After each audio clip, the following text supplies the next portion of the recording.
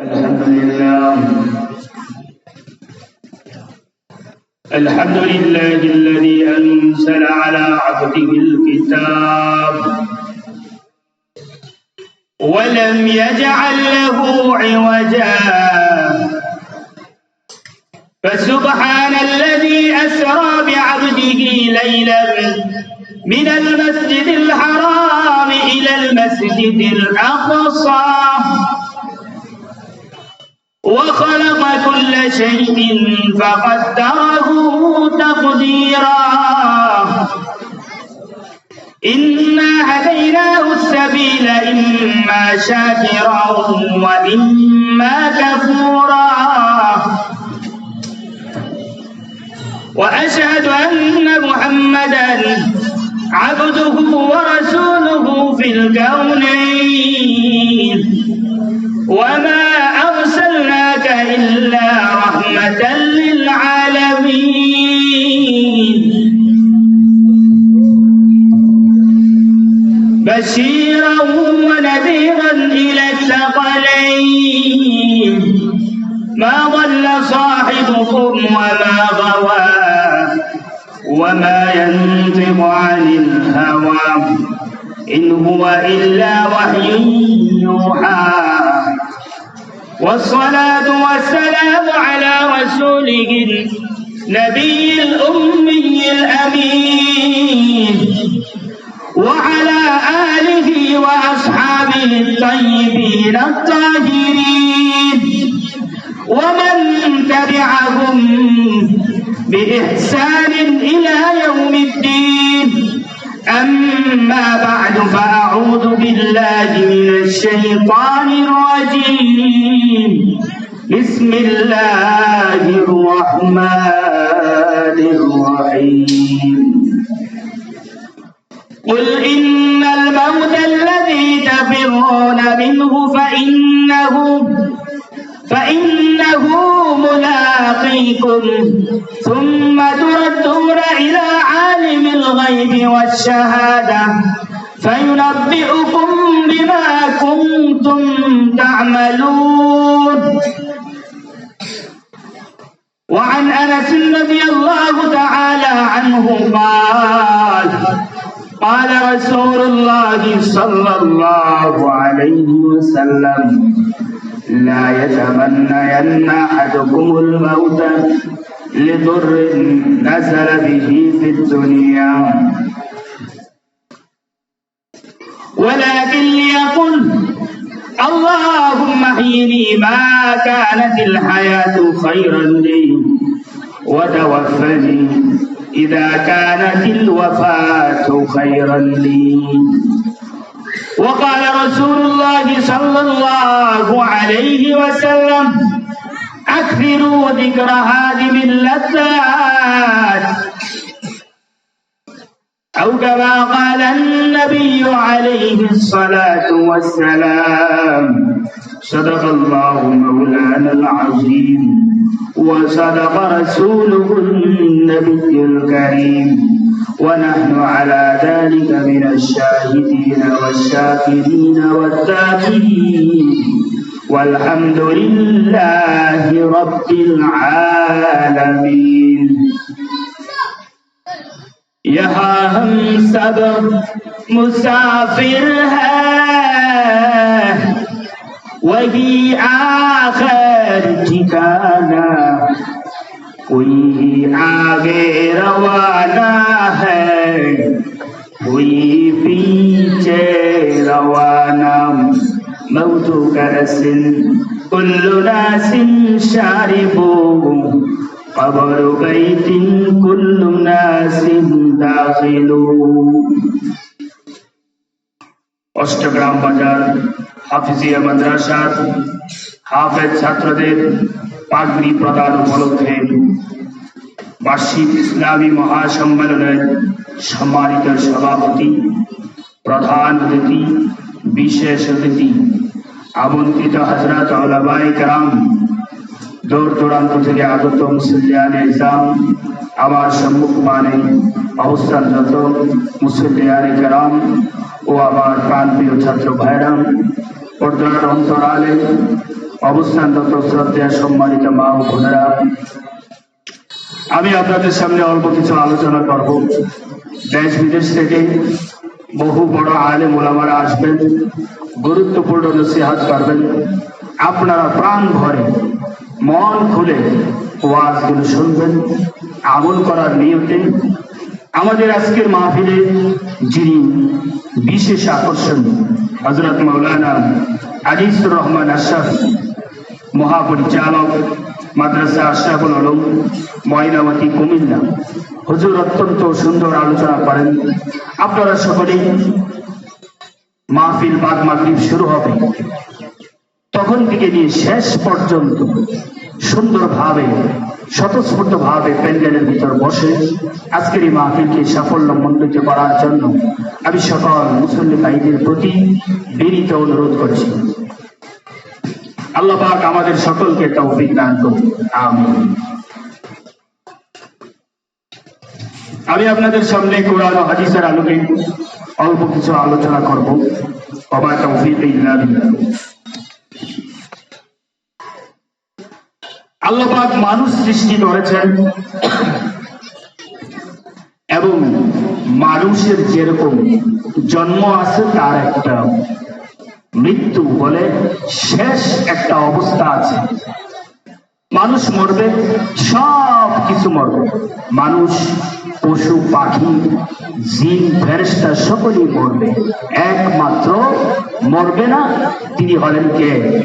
আল্লাহ। মানুষ মরবে, মরাটাই স্বাভাবিক। মানুষ দুনিয়াতে আগমন করেছে মরার জন্য। মরণ থেকে কোনো মানুষ বাঁচতে পারবে না। হাজারো চেষ্টা করে রেহাই পাওয়ার কোনো সুযোগ নেই। যত বড় ক্ষমতাই হোক, যত টাকা পয়সার মালিক হোক, কিন্তু মৃত্যু থেকে বাঁচার কোনো রাস্তা নাই। অতএব যেহেতু মৃত্যু আসবে, সুতরাং আমাদের মৃত্যুর প্রস্তুতি নেওয়াটাই হবে বুদ্ধিমানের কাজ। এই জন্যই আল্লাহ পাক বলেন, قل إن الموت الذي تفرون منه فإنه ملاقيكم। হে নবী, আপনি আপনার উম্মতকে বলে দিন, তোমরা যতই মৃত্যু থেকে পালাও, মৃত্যু তোমাদেরকে সাক্ষাৎ করবে, মৃত্যু তোমাদেরকে পাকড়াও করবে, মৃত্যু তোমাদেরকে গ্রাস করবে। মৃত্যু থেকে বাঁচার কোনো রাস্তা নাই, মৃত্যু থেকে বাঁচার কোনো উপায় নাই। অতএব মৃত্যুর জন্য প্রস্তুতি নাও। এই জন্য রাসূল হাদিসে বলেন, আল কাইয়িসু মান দানা নাফসাহু ওয়া আমিলা লিমা বা'দাল মাউত।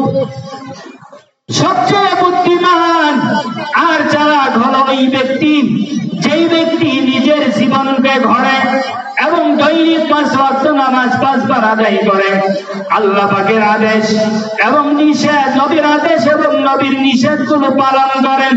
ওয়া আমিলা লিমা বা'দাল মাউত, এবং মৃত্যুর পরবর্তী জিন্দেগীর জন্য আমল করে। সেই ব্যক্তি হলো সবচেয়ে বুদ্ধিমান, সবচেয়ে চালাক।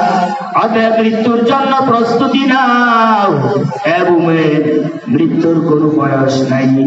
শিশু বাচ্চা মায়ের গর্ভ থেকে জন্ম নেওয়ার পরও মারা যায়। একজন যুবক, 16 বছরের যুবক, সেও অ্যাক্সিডেন্ট করে মারা যায়। বুড়া বামুরা মা বাপ বৃদ্ধ বয়সে অসুস্থ হয়, বার্ধক্য জনিত কারণেও মারা যায়। মৃত্যুর কোনো বয়স নাই, কিন্তু আসার বয়স আছে, সিরিয়াল আছে, যাওয়ার কোনো সিরিয়াল নাই। তুমি যতই পালাও, মৃত্যু থেকে বাঁচার কোনো রাস্তা নাই। এই জন্য আল্লাহর নবী হাদিসে বলেন, হযরত আনাস রাদিয়াল্লাহু তাআলা আনহু থেকে বর্ণিত, قال رسول الله صلى الله عليه وسلم لا يتمنين أحدكم الموت لضر نزل به في الدنيا।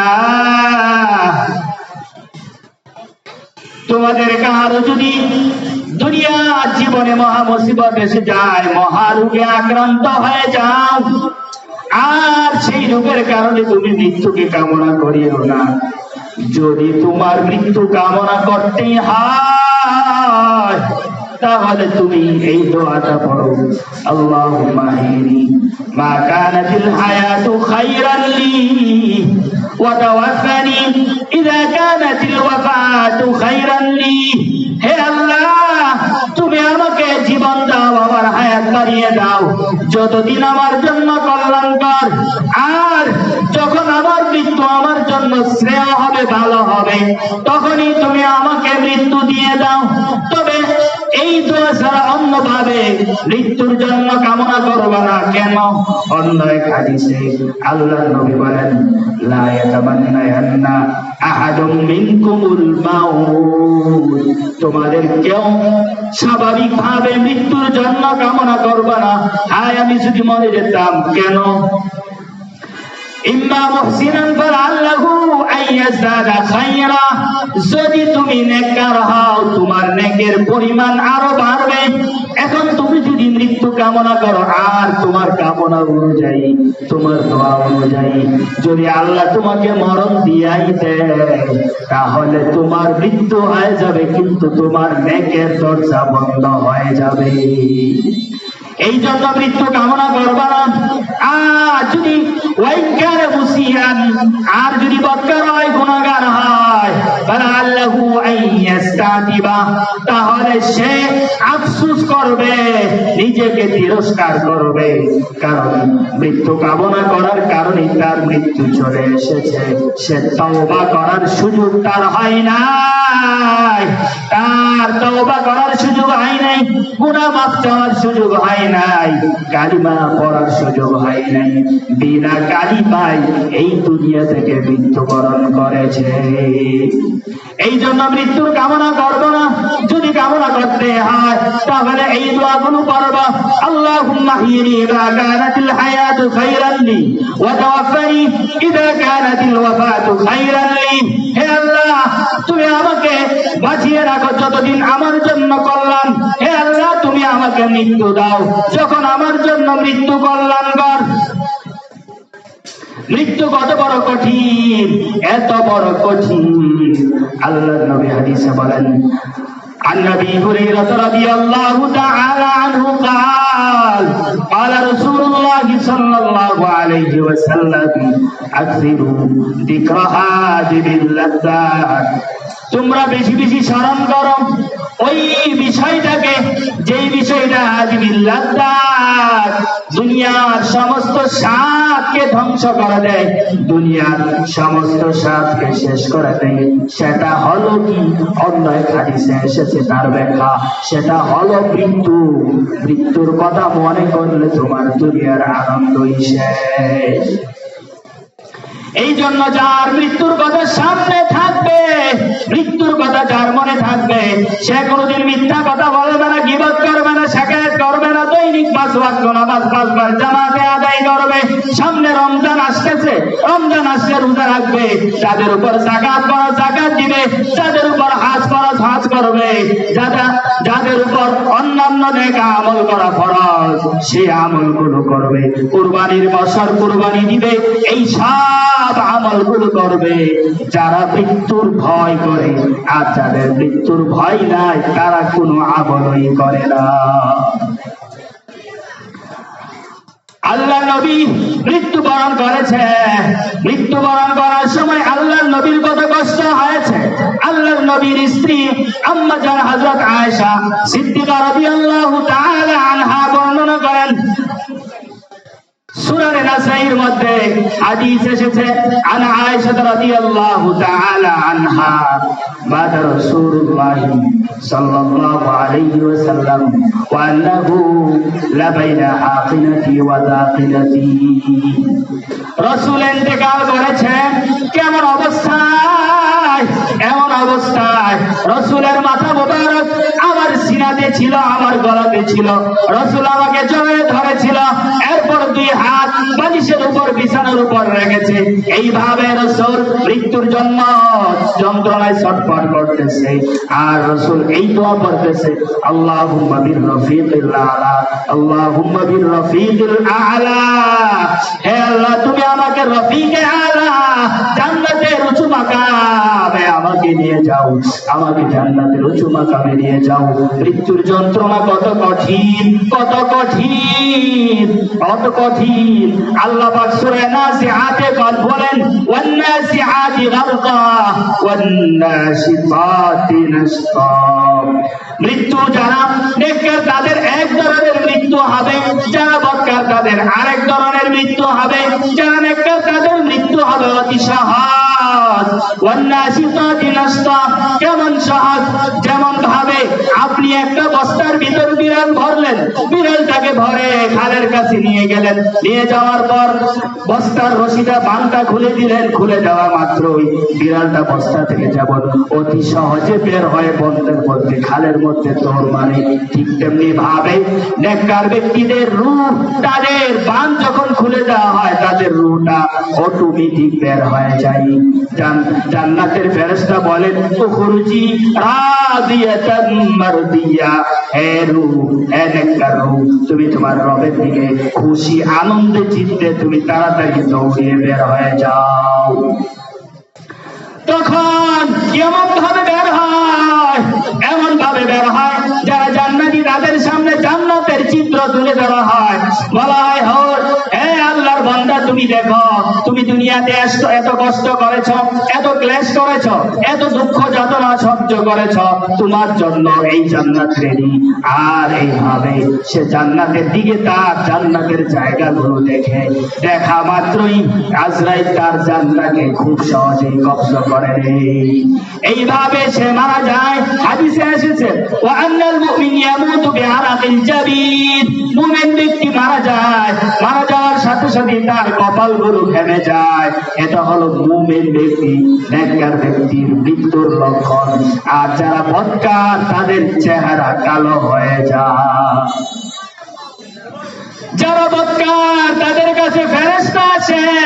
আল্লাহ পাক বলেন, ওয়ান্নাসিআতি গারকা, পুকুরে কিংবা নদীতে ডুবাতে ডুব দিয়ে যেরকম ভাবে মাটির নিচ থেকে যেরকম মাছ শিকারী যেরকম শিকার করে কষ্ট করে নিয়ে আসে, এর চেয়ে আরো বেশি কষ্ট করে রূহটাকে বদকার ফেরেশতা, জাহান্নামের ফেরেশতাগণ বদকারদের রূহকে এমন ভাবে তার বডি থেকে এমন ভাবে এত কষ্ট করে আলাদা করে।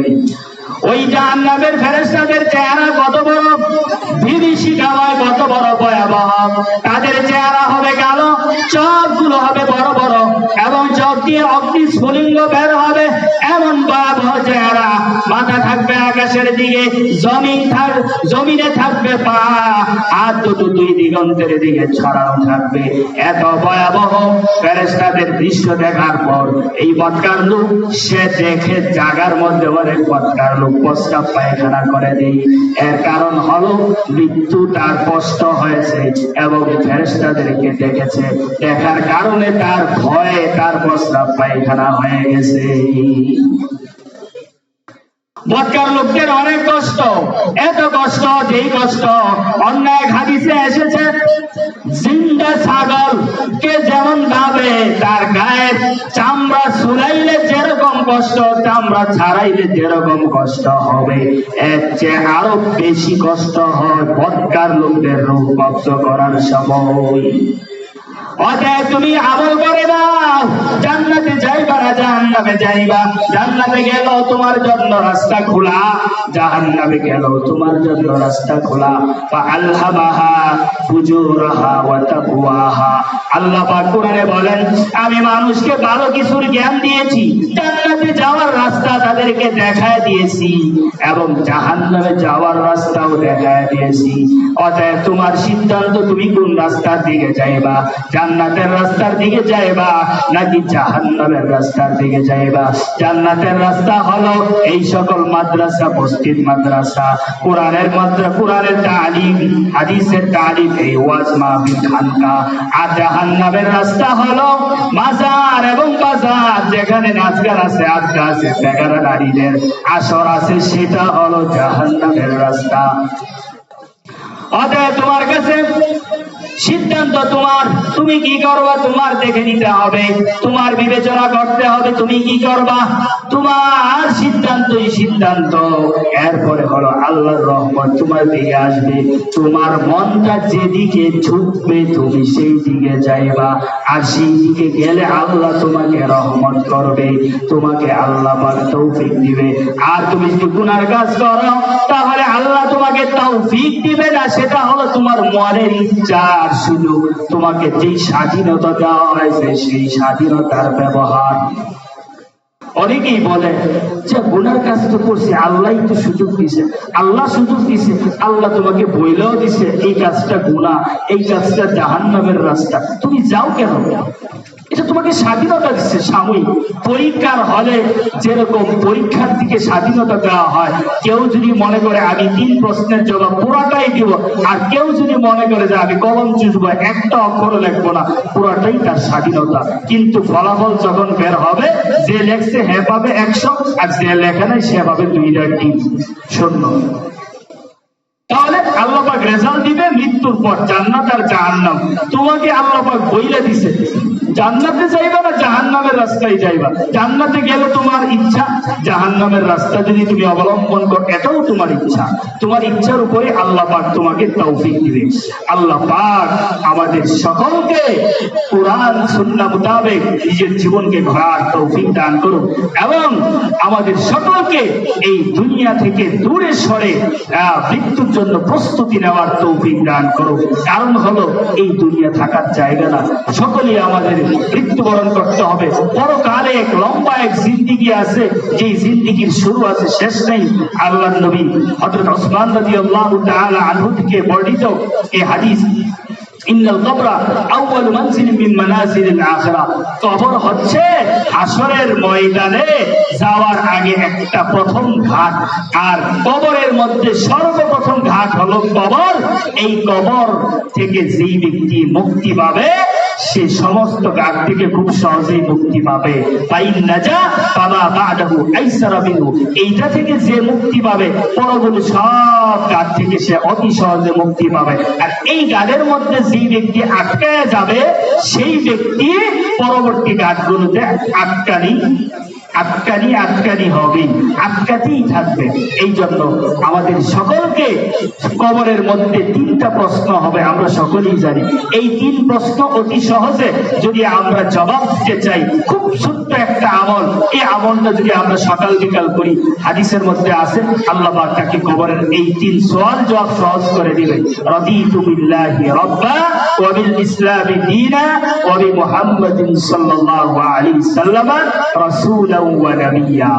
এই দোয়াটার মধ্যে কবরের 3 সওয়াল জবাবের প্রশ্ন এখানে দেওয়া আছে। রাদিতু বিল্লাহি রাব্বা, আমি আল্লাহকে রব হিসাবে মেনে নিয়েছি, তার প্রতি সন্তুষ্ট।